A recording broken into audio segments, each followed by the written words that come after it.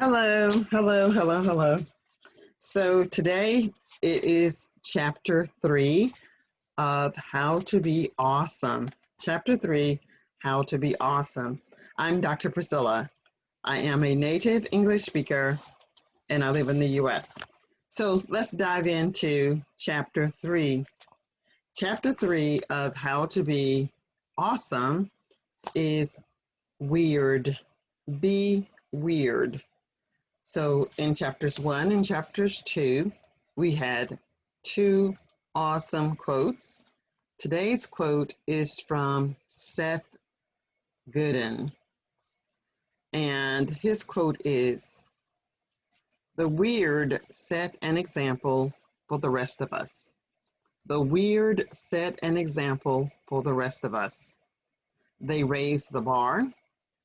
They show us through their actions that in fact we are wired to do the new, not to comply with someone 1,000 miles away." Okay, so you are designed and destined to do things differently than anyone else in the world. You are unique. Let me read this quote once more. The Wierd set an example for the rest of us. They raise the bar. They show us through their actions that in fact we're wired to do the new, not to comply with someone 1,000 miles away. In essence, Seth is saying, be yourself. Be your authentic self.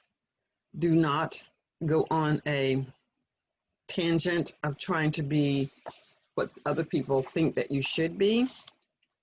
If you are an adult, you have a mind, use your brain, decide what it is that you want, then go for it. I love the quote. Now, Seth goes on to say, when you are yourself, you are more than valuable. You're actually irreplaceable. Ir means not, replaceable. So you're not replaceable. No matter how hard you try, no matter how many changes you make, you're not going to become someone else. It's a mindset. Be the very best that you can be of who you are today. And tomorrow, with each step, you will have improved on who you were yesterday, seeking out the best version of yourself. And one of those things that you always, always, always will hear me say, you will always hear me say, conversational English is not a sprint, it is a marathon. This isn't just limited to conversational English. It's limited to anything that you want to accomplish in life. If you want to build a muscle, you might need to go to the gym or get some cans out of the kitchen cabinet and use those as a form of resistance. Whatever it is that you wish to accomplish, it is going to require time and investment of yourself. The more you put in, the more you get out. The sooner you start, the sooner you will see the results. Persistence, persistence, persistence. All right, let's see what else is in chapter 3. Being weird. Being weird will, of course, get you some stares like, what on earth were you thinking?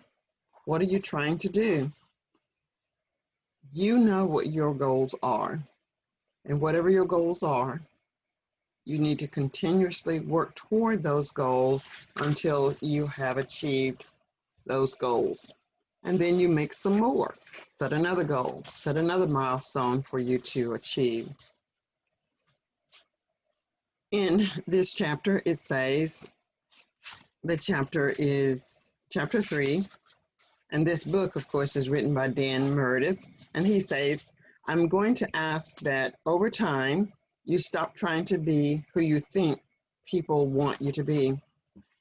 All too often, people get into a tribe, and sometimes it's a great tribe. It's a tribe of supporters, those who care about you and who want you to succeed. Then there is a tribe of naysayers. Why are you trying to do this? What were you thinking? It won't work. Remember what happened yesterday? Remember what happened last week? One would think you would have learned. This is how we learn. We learn by making mistakes again and again and again. But with each mistake, we learn what didn't work. Rarely, if ever, does someone repeat the same mistake the exact way that the first mistake was done. So trust and believe that if you're going through trial and error, the universe is going to bring to you what you're seeking. It may not come tomorrow, the day after. There is no time for the universe to respond to you, but trust that what you seek will be found.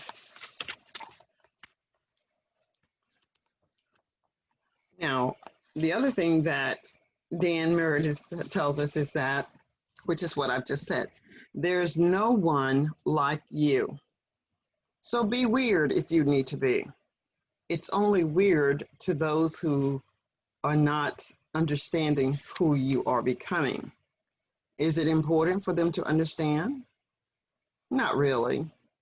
Now, there may be some rules and regulations that you don't want to go too weird that you get yourself into trouble.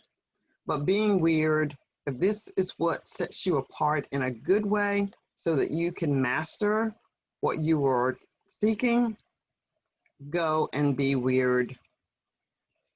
Your quirks and your unique personality is just that.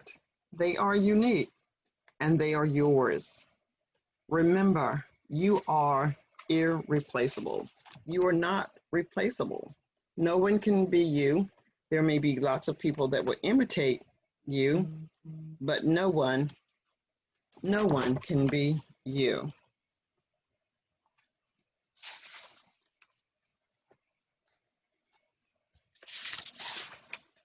And finally, at the end of chapter 3, Dan says that to be weird, do these action steps or take these action steps. Figure out what your strengths and weaknesses are. You can do this by writing it down on a piece of paper. Make yourself a T column. T, okay? Figure out what your strengths are. Put your strengths on this side and put your weaknesses on the other side. Strengths, weaknesses, strengths, weaknesses. When you do that, you have an outline of what you're good at and what you're not so good at and what you can improve. The next thing is start living the genuine you. When you look at your strengths, if you know that this isn't something that you can do without some effort, don't go out and try to do what someone else is doing. You cannot run a marathon without putting in the legwork first. You must do some legwork, exercise, eating right, watching your diet, getting your rest. If you want to run the marathon, you must have things in order. Understand what your weaknesses are, and then make your plan to improve your weaknesses.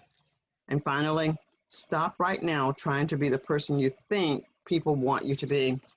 People don't know what they want you to be. They are actually responding to you. So if someone is looking at you in a strange way, that's fine. As I've said before, everyone is entitled to their opinion. What matters the most is what you think of yourself. All right, I'd like to see the comments that you would leave for me at the end of this video. We will have chapter 4 as the next reading. I'm Dr. Priscilla. I am a native English speaker. I live in the US, and I enjoy giving you my summary of the book, How to Be Awesome. Take care. See you soon.